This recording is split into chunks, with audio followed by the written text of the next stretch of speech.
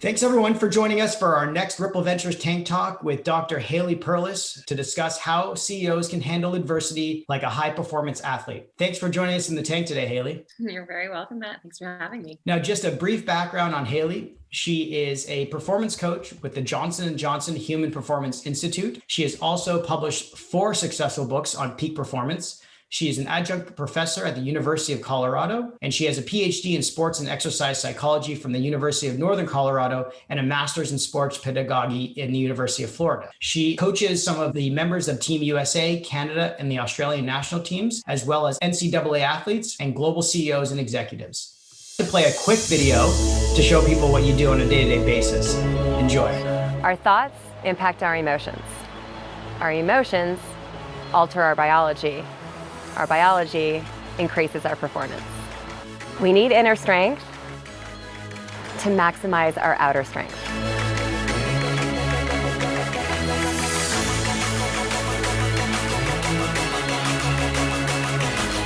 When people come to me, it's because they want to conquer their mental blocks. But what is a mental block? A mental block, in its simplest form, is a negative story that has the potential to derail us from having our best performance. So what we need to do is use a simple strategy tailored to your specific sport and your specific performance and your specific needs to conquer that mental block so that you can let your body do what it knows how to do.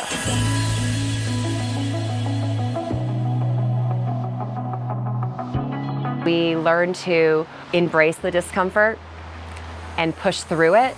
Now we start to realize our potential, and then our potential becomes our new habit. When the going gets really tough for me, right, left, right, left, right, left. Everyone needs to learn a little bit of some mental toughness so that they can, again, dream big and figure out how to make those dreams come true.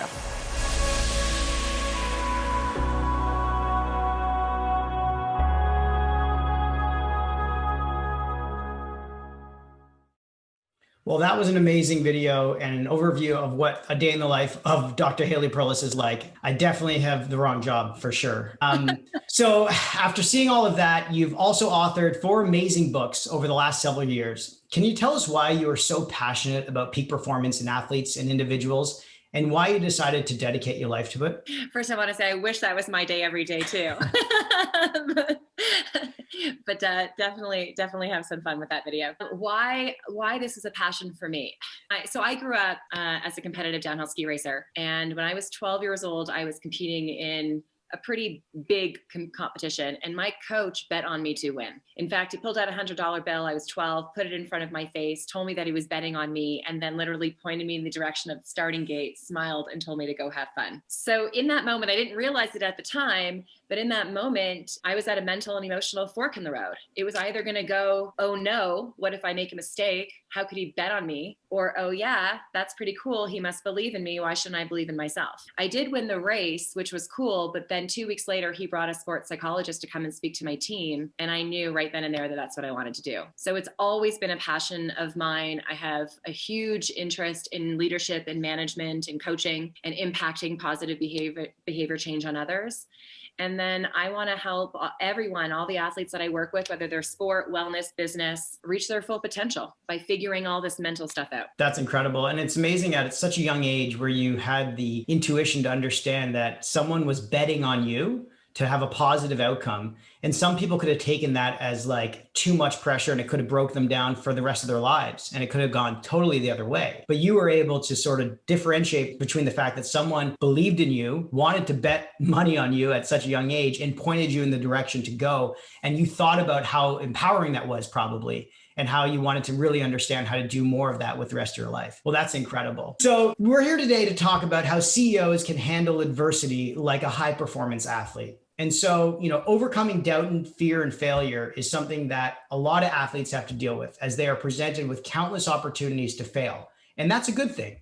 So however, in life though, in business, failure is often viewed as a negative. How do you recommend founders and CEOs cope with their fear of failure and turn it into a positive? Yeah, and it's a great question. And I think in sports, I mean, we strive for perfection. I never want anyone not to strive for it, but you can't demand it of yourself. Baseball is a perfect example. It's a failure-oriented sport. You step up to the bat, and I think the stats is you miss 7 out of 10 times. So a professional baseball player, if they're demanding perfection, never to fail, they are walking up onto, they're stepping up to the plate with an emotional and a mental focus that's not going to lead to full potential. So in businesses with CEOs and founders of companies, it's the exact same thing. We strive for perfection. We can strive for it all we want, but there's also an acceptance piece. And the acceptance piece is that we don't know when, but somewhere along the way, failure is going to be inevitable. And the attempt to push it away or to attempt to disregard the impact that it has on us emotionally and mentally is not helpful.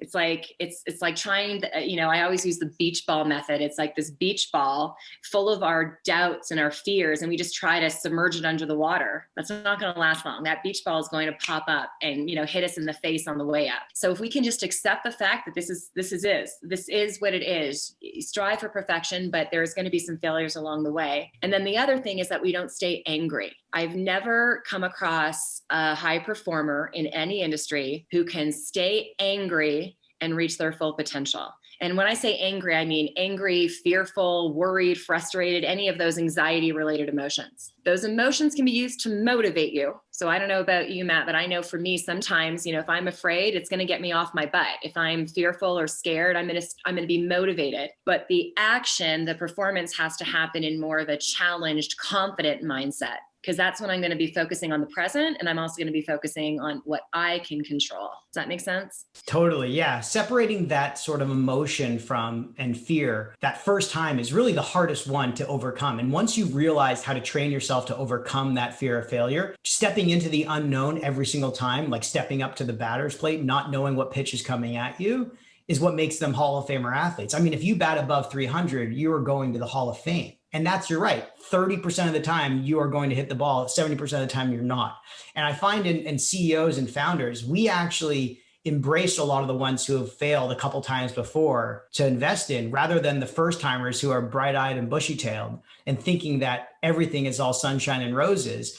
And then when that first, boulder comes flying at them, they don't even try to figure out how to get around it or let it hit them and then keep going. They get off the mountain and they just go back to base camp. It's crazy. So it's incredible to see, the way athletes do it, and they step back up to the plate every time, even though there's so much failure in their life. But what it is? It's unshakable confidence. So if we're starting our own companies and if we're, CEOs and we're leaders, the idea is to develop unshakable confidence, the kind that doesn't come and go with the results. We know what we're made of, and then we bring that to the table every single day. Right. And so piling onto that, with the fear of failure, there's also that unbelievable stress that comes onto people's shoulders. And stress can often break a lot of people down, especially when it goes unchecked. Athletes, however, use stress to meet daily challenges and motivate themselves to reach their goals. How can CEOs use stress to actually enhance peak performance? So I often say, when people ask me what I do as a sports psychology gal, I always say, I help athletes to suck it up. But what it really is actually embracing the suck meaning the stress. If we're not feeling any type of stimulation,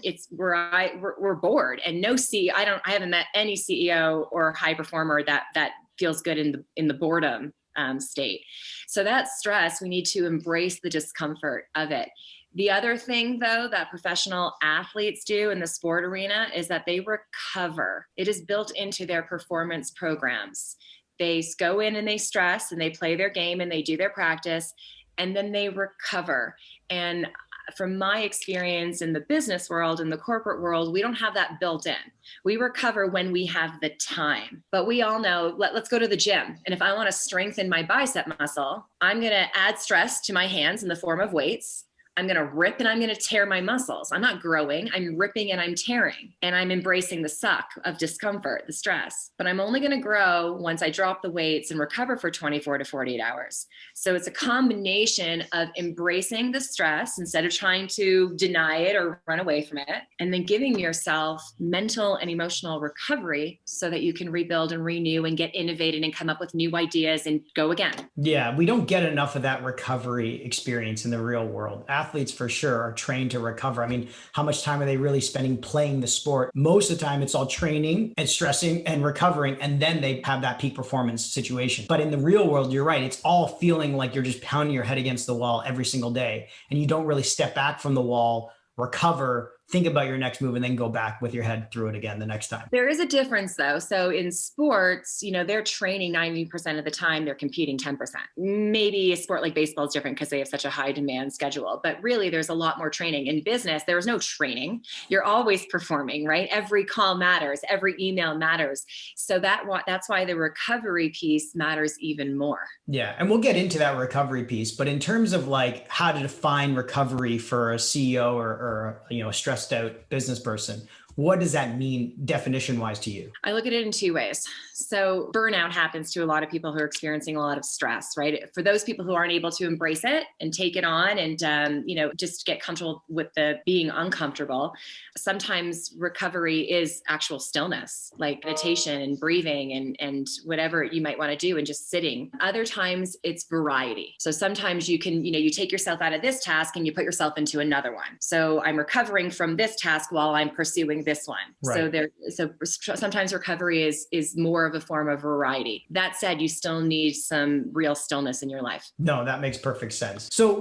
as CEO, you're often the ultimate decision maker in many of your company's most important decisions. However, CEOs often struggle to get their employees to listen to them if they themselves are not great listeners. So how can CEOs get people to listen to them, similar to a coach trying to get his all-star players to listen to him? So it takes time in building that relationship. You can't just jump in and, beat your chest and say, this is what I demand. It takes time to build that. When my coach bet on me, I guarantee that he knew how I would respond before I even knew how I was going to respond. So he had taken time to learn me and he had taken time to also show me who he is. So so there's definitely that building. The other thing is, we talked about emotions before.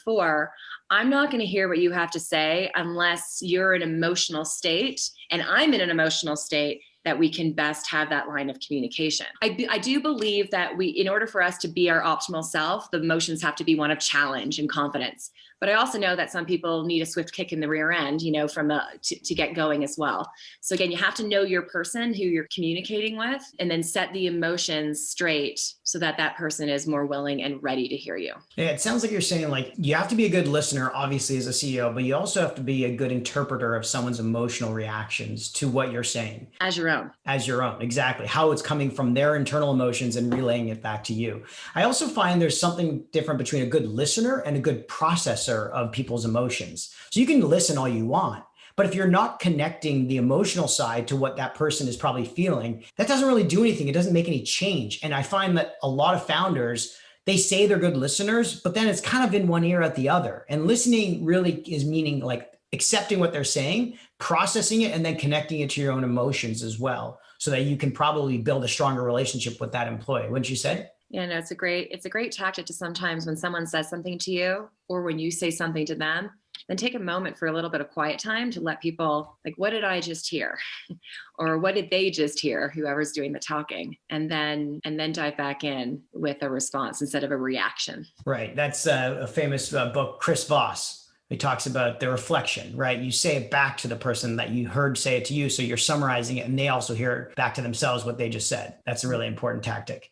So let's talk about something that everybody, does not want to think about. Let's face it, after a long day at work, sitting on the couch, watching TV or surfing the web can sound a lot more appealing than dragging yourself to the gym. So how the heck do you get motivated after a long day at work to exercise if you're not a fitness nut and sometimes you hate the thought of exercising? So I have a few suggestions because I don't believe one size fits all here. So this is a little bit of trial and error. First things first is that we need to do a little bit of reframing. So this happened to me actually a couple of months ago. I actually did a YouTube video on my YouTube channel and posted this because I'm not one to be on my computer all day.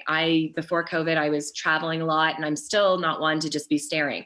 And this particular day, I wasn't even talking to anybody. I was doing some monotonous, what I would consider boring things on the back end of my website, and came 6 p.m. and it was time to exercise. And I said to myself, oh, I'm just so tired. And so I can relate to everyone out there. But here's where my skill set took over. I had the capacity and the knowledge to say, wait a second, the truth is which is how I always start it, reframing. The truth is that I'm not physically tired. I've been sitting all day recovering. The truth is I'm mentally and emotionally tired. And the best way to, go and recover my emotions and my mental is to go and work out. So that's one technique that we can do. And I actually used it to myself, and I got on my bike. And then the second technique, kind of going into what I did next, was I trick myself. I say to myself, just do it for 5 minutes and see what happens. And the good thing about us working out at home instead of having to go to a gym is that we can say, just see what happens in 5 minutes. 95%, not 100% of the time, but 95%, that 5 minutes turns into a full-on workout. So we kind of trick ourselves. The thing about this from a mental perspective is to think less, more strategically. So, because we can talk ourselves out of it, we can justify every which reason why we deserve to just sit on the couch and not work out. So you want to think less. The other thing is that I really strongly believe in a pre-performance routine here, if you will. So if you know that your workday's done at, let's say, 5:30 and you want to exercise, at 5:15, I'm going to start to put on the motivational cues. For me, that's music. Maybe it's, having something nutritious to eat. Maybe it's standing up instead of sitting down in front of your computer. So you start to, incorporate your pre-performance routine, get the emotions and the energies flowing so that then you're more inclined to go exercise. That's absolutely amazing. I love that. You're basically tricking your mind, which is obviously what's controlling everything from your body and your emotions, to say, no, I'm not tired. My body is totally awake, but my mind is saying, no, your body's tired. Just sit on the couch for the rest of the night. And starting to overcome those emotions of thinking like that by putting in those little subtle cues. Maybe it's something you smell, something that you hear, something that you touch. For me, just put on Rocky and I'll be up, chasing up and down the stairs. But I think that's a really important thing too, is now with COVID, you take out that commuting time, you take out all that wasted energy on stressful things, but now you can literally just get up, do a quick 5-minute yoga class. And a 5-minute yoga class turns into half an hour of downward dog. That's actually really smart. And I think a lot of people can probably relate to that. For me, my wife got us into a 100-day workout challenge during COVID. And I was 100 days. Oh my God. But really, halfway through it, I don't even think I'll ever stop it, because I think it's now just become part of the routine. I don't want to lose to her. And I have to, cross that off every day. And that's the quick motivation I need to just get up out of the chair and go do something. So I love that mental trick. Yeah, the autonomy piece, like you said, the autonomy piece is huge, but also one day at a time, one day at a time. So I like the fact that you've got the 100 days, but then also just one day at a time, be present with it. Exactly. So we talk about exercise as being really important, and we know that exercise can help with overall physical and mental health.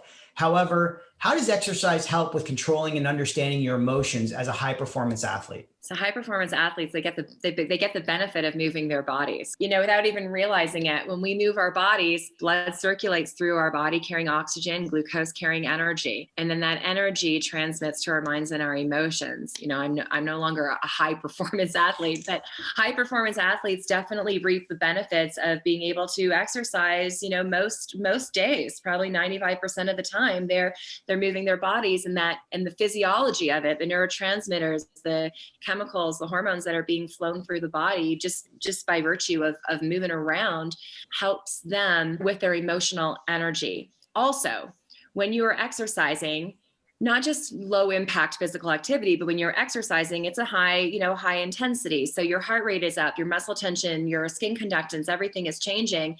And then in order for a high performance athlete to keep going, they have to practice mental toughness. They have to tell their body, I hear you. I know you're in pain. Hang on for 5 minutes. Or I hear you.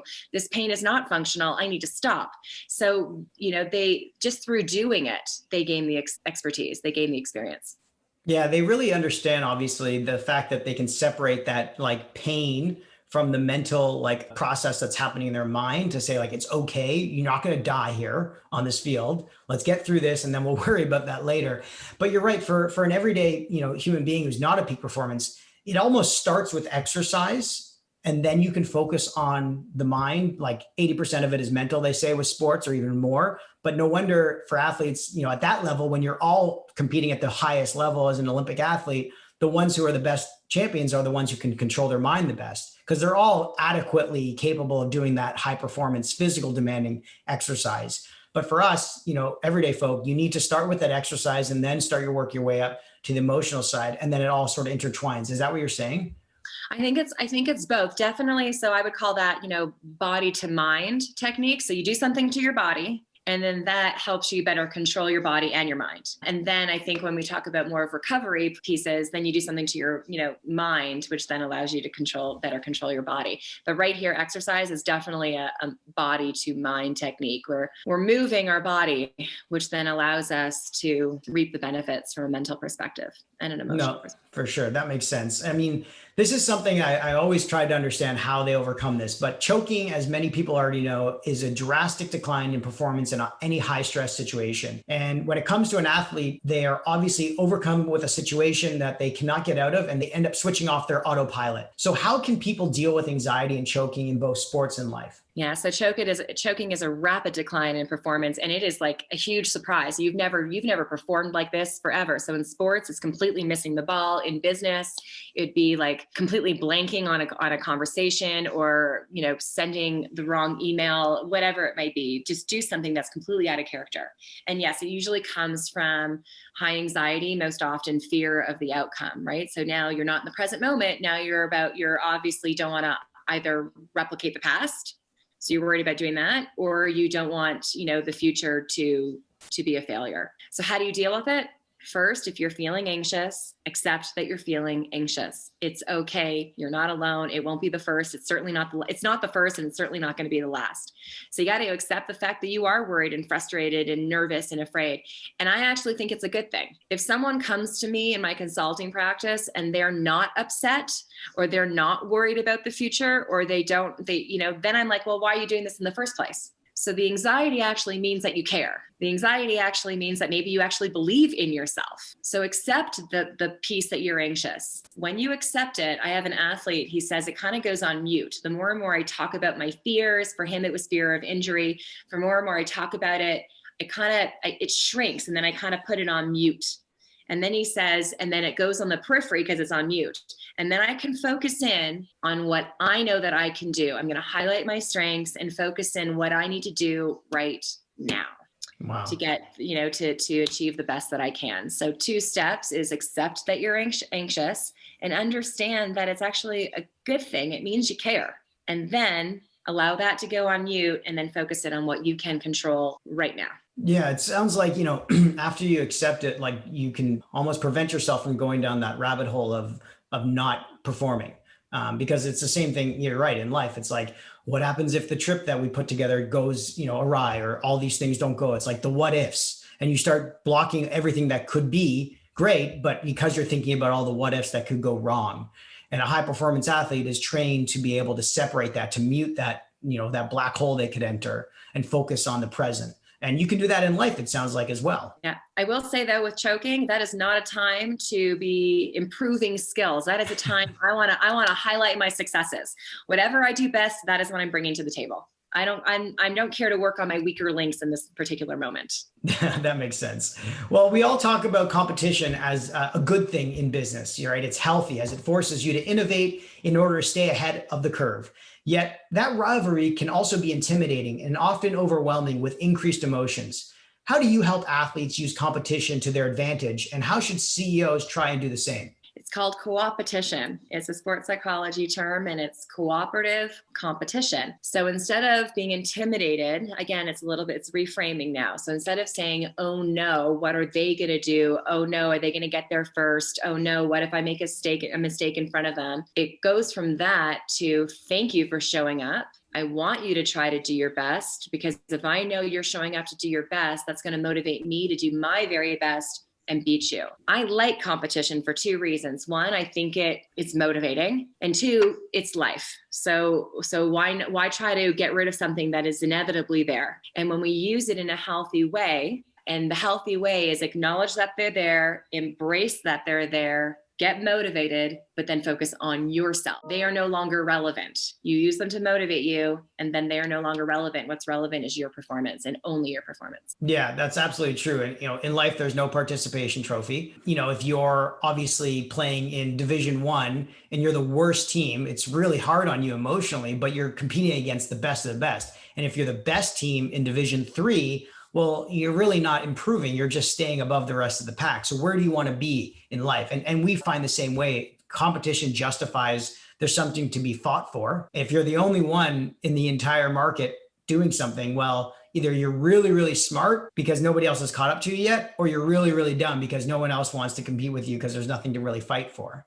And so I think you're absolutely right. In both sports and life, competition could definitely be used to your advantage. Can I add one more thing though? It's about strategic competition too. So if we look at, flow state, being in the zone, all optimal performance, because a lot of people say dream big. And I like that. I like dreaming big. But when it comes down to the day-to-day competition, in order for us to be an emotional and mental state that's optimal for performance, our competition has to be at or just above our current level of ability. We don't want to compete way too high. Dream big. But then when we're taking our, next steps, at or just above, because that's what's going to help us maintain that unshakable confidence and keep pushing through, persevering. Left, right, left, right, left, right. So we touched on this a little bit earlier, and that is regarding burnout, which is a very serious issue in professional sports and in the startup tech world. CEOs in their 20s are suffering from physical, emotional, and mental exhaustion caused by emotionally demanding situations placed upon them with things like investors. How do you recommend CEOs stop themselves from burning out? Let's identify what burnout is first. It's really three things, and you nailed it. The first thing is emotional and mental exhaustion, not physical, but emotional and mental exhaustion. And that exhaustion also plays with our connection to our business, the tasks. So something that we are really gung-ho and motivated to pursue, we kind of feel a disconnect. We call it depersonalization. We kind of feel a disconnect. And then we also have low, big word here, perceived performance. So even though your performance may not actually be suffering, the perception of it is, which makes you try to muscle through even more, causing more emotional and mental fatigue. So that's really what burnout is. And the cool thing about burnout is that the treatment of burnout is the exact same as the prevention of burnout. And it's recovery and variety, which is what we mentioned a little bit before. So sometimes variety, just changing it up, change of scenery, change of tasks, change of, schedule throughout how you schedule your day. Any type of variety could start to get the juices flowing again. Or, pulling yourself out of work and putting yourself into exercise, for example, throughout the day instead of first thing in the morning or in the evening. So variety. The thought sometimes change is good just for the sake of change. Absolutely. It doesn't really matter what you're doing as long as you're changing. So variety. That said, we can't just rely on variety, although that's a good step. We must recover. And it's not, yes, I want you to recover before you go to bed at night. Yes, I want you to recover on the weekends and on vacation. And that's not nearly enough. You need to recover little bouts throughout the day. Take a 60-minute call, make it 50 minutes. And then instead of putting another call right on it, have 10 minutes for recovery. Write an email, send it a project, send out a task, do a project. And then when it's done, instead of saying, okay, check, moving on. No, okay, it's done, check, pat yourself on the back, and then take 3 minutes, 5 minutes, whatever you have, intentionally recover. Yeah, for sure. We take burnout very seriously at Ripple as well with our founders. A lot of them are young CEOs, and a lot of them think, burning the midnight oil and going 24/7 against the clock is the best way to succeed. And what we try to explain to them is this is a marathon, not a sprint. And startups are hard. And if it was easy, it would just be called the way, but it's not easy. And it's supposed to be really demanding. But having the ability to separate certain tasks from what you need to prioritize, which is your mental and emotional health, is really important to us. So when we see a CEO burning out, we tell them, you're not working tomorrow. You're taking the day off to go for a hike in the woods or just to not be connected at all, because it's going to reflect throughout the entire company as well. If somebody sees a CEO burning out and having all this stress upon them, they get worried that if they take a day off, then they're really going to be, reprimanded for that. And so it starts at the top. If you take care of your own burnout and emotions, everyone else in the company feels that it's okay to take care of themselves that way as well. And that's really important for us. So I'm glad to hear you say that as well. But remember, I actually look at it as life is not a marathon. I actually look at it as life is a series of sprints. You sprint, you recover. You sprint, you recover. You sprint, you recover. Instead of going at a pace. But the thing about burnout, though, is also burnout can lead to severe consequences. Dropout and then, mental depression is certainly one. But just from a day-to-day work output, we're not nearly as effective because we're drained of energy. And two, we actually make a lot of unforced errors. So the trying to keep up, the muscling through, the guilt for not taking that day off and going for a hike, like you said, the guilt of lack of performance is actually greater in the end, because you make mistakes where you wouldn't have before. And then you push yourself and you cause everyone else setbacks. And the other thing is that you're not as effective. If you take these little bouts of recovery, you're going to be more efficient, more effective. Time will actually free up. You're absolutely right. It's not a marathon. Maybe it's like a 1,500 meter, race or something. Something in the middle. It's a hybrid between the two. I like it. I'd love to move on to my favorite part of the talk, which are your book recommendations. And you have 4 amazing books here. Can you tell us about each one of them and why our audience should give them a read? Yeah. So when you asked me this question, I kind of touched on all aspects. So the first one, The Way of the Peaceful Warrior, it is a movie too, but the book is better, but you can definitely watch the movie. It's a story of how our mind impacts our performance and just the way of positive self-talk. So I love the story. I love the intent behind this book, and it's wonderful. Helps us all learn how to get out of our own way. So that's the Way of the Peaceful Warrior. The second one, The Subtle Art. This is fabulous because I think, especially as a CEO or founder of your company, we do have a lot of expectations, and there's a lot of judgment for ourselves and for others. And we are focused on bottom lines, but the subtle art of really being able to kind of check those judgments, check those expectations, and get focused on what it is you're doing, giving yourself some grace, and also wanting yourself to do more and be better. But wrapping it up in a nice little package that provides more of a mastery mindset as opposed to an ego fixed mindset. The next one dives a little bit deeper. So if people are looking to actually kind of really look at their emotions and their mindsets and their fears, this one is a great one, not just, for relationships, for business, for your own health. Love is Letting Go of Fear is really helping us to understand the difference. Remember I said we can be afraid, or we can be challenged and competent and passionate in alignment. This book really talks about the difference and how the fear can hold us back and never let us realize our true potential in any aspect of our life, whether it's, work or professional or personal. And then also helps us to understand how we can move from fear to more of a loving ourselves and others. And then last but not least, because recovery is so big right now, and so important, Stillness is the Key by Ryan Holiday is hugely and powerful. He goes into great details about numerous leaders, present and past, business and sport, and just how all these great leaders are successful because they create moments in their life for stillness and what that looks like. That's awesome. These are great book suggestions. I've definitely read The Subtle Art, and I think I'll probably choose to watch the movie on Dan Millman because I think it'd probably be a pretty empowering one to watch after our workout. Well, thanks for sharing those. Before we wrap things up, we always ask our guests for any final words of inspiration for our audience. So when people say that, we mentioned it before. I have a mantra right now, and it's right, left, just step by step walking through life. But in that, I remind myself of this every day and everyone that I'm working with. As we're proceeding through life, give yourself some grace with where you're at, especially in a time like now. Give yourself some grace where you're at and accept who you are while you're striving to be better every day. That's awesome. I love it. Thank you so much for joining me in the tank today, Haley. I really appreciate you sharing your insights on how CEOs can handle adversity like a high performance athlete. And thank you for all of the stuff you shared with us. I hope our CEOs can reach out to you anytime and watch your YouTube channel because I've been watching it and it's been incredibly informative. So thanks again for joining us. Thanks, Matt.